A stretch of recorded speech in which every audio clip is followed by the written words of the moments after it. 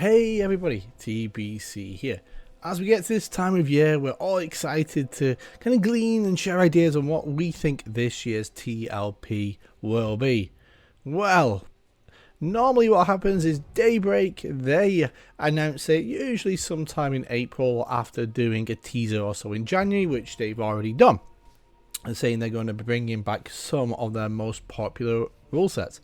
Well, today they did a little oopsie doopsie, as on the test server, there it was in the calendar, couple of interesting dates as what I'm showing on the screen right now.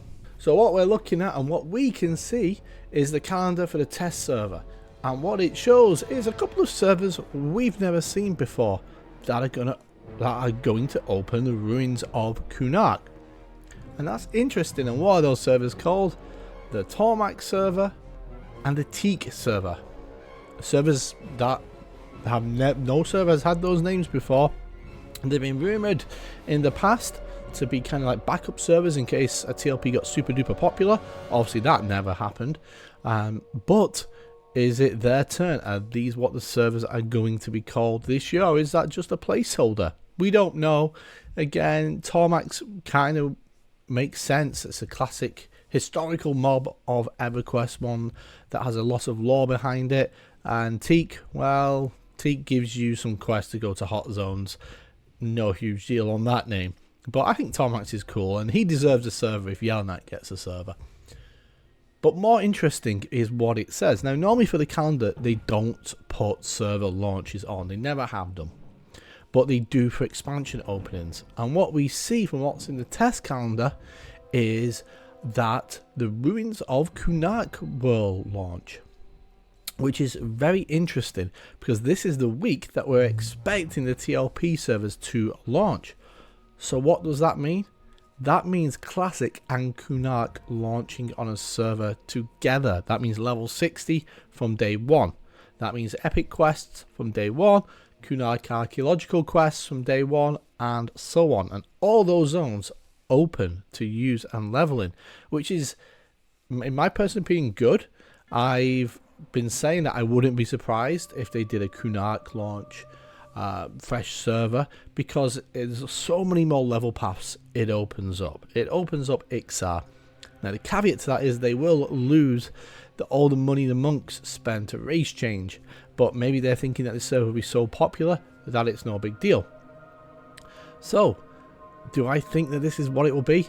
I would say very much, I'm strongly hinting yes, this will be a Kunark launch server based on what we've seen on the test server.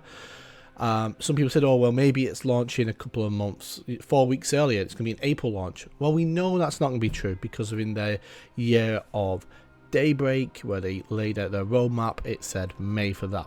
So that leans heavily more towards a Kunark launch. Another interesting tidbit is it has the dates that Scars of Velius will open. And as you can see, that's 3 months later. That one I'm not too sure about. 3 months is an awful long time to spend in Kunark, and maybe they're thinking with the delay in people leveling and getting into raids, because there's a lot more raids then, that people won't burn out in 3 months. Potentially, I could see that being a bit more reasonable, because really in Kunark, it doesn't really with Kunark, it doesn't like compromise or make irrelevant really any raids from Classic. You still do Sky, you can still do Finny, because you'll need to for epic pieces.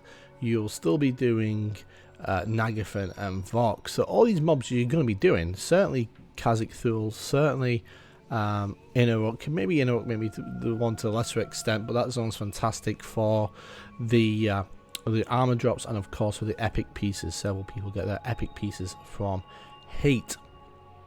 So it doesn't really change anything. All it really adds on for most people is Trachanon, is Rishon's Peak. So, and like other dragons like Sev, usually one of the big ones. Nobody does Gore now ever. We don't talk about Gore. Nah. And of course, Venerable Sophia. So it doesn't really change an awful lot I'm all for it. I'll be interested to see if this is what they do, or maybe this was all a big red herring. Maybe Daybreak are trolling us. That's also very possible as well. Will these server names stick? I don't know, but that's not such a huge deal. So that was the news from today for EverQuest. In terms of what I'm doing, I'm kind of gearing up now, looking at the launch of this TLP server and what that will bring and the content I can make. I am getting my new PC slowly up to gear. I'm still missing a lot of the software I need to keep on making videos, but I will get back on that very soon. I have more content coming your way.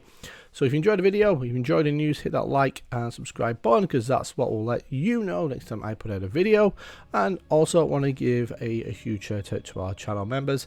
Thank you so much for your continued support. It very much is appreciated and it helps me keep making content about this fantastic game.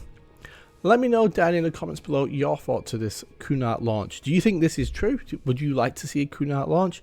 Or will you only go back to a TLP if it's a classic launch? It'd be interesting to hear your thoughts as well. I am the Brit Canuck, and I hope that you have a fantastic day.